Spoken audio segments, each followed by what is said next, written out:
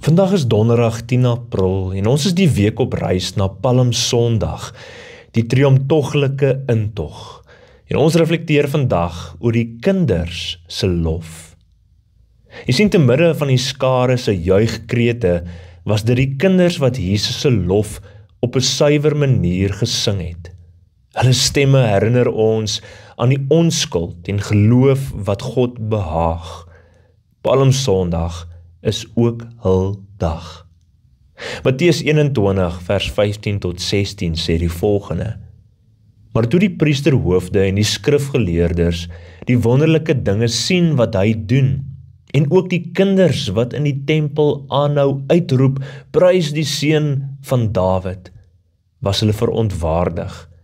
En hulle sê toe vir hom: Hoor jy wat sê hulle daar? Ja, antwoord Jesus, het julle nooit gelees nie. U het daarvoor gesorg dat kinders en suigelinge u lof sing. Jy sien, Jesus verdedig die kinders se lof as 'n goddelike daad. Die kinders se stemme sny deur die geraas van die wêreld.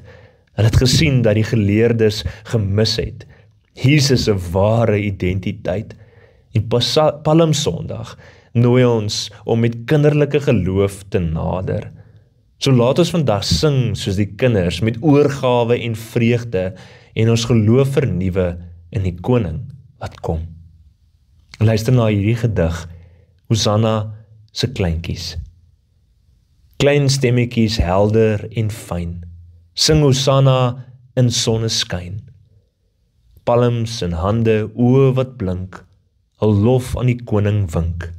Geen twyfel nie, geen vrees in sig, hul harte rein, hul geloof is lig.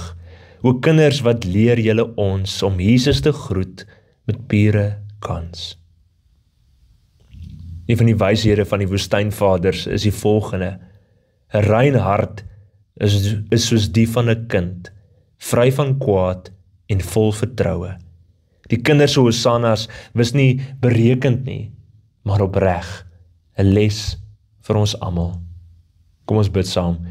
Here, gee my die hart van 'n kind om U te loof. Maak my vry van trots en berekening, sodat my lof suiwer mag wees. Hosanna in my siel, nou en altyd. Amen.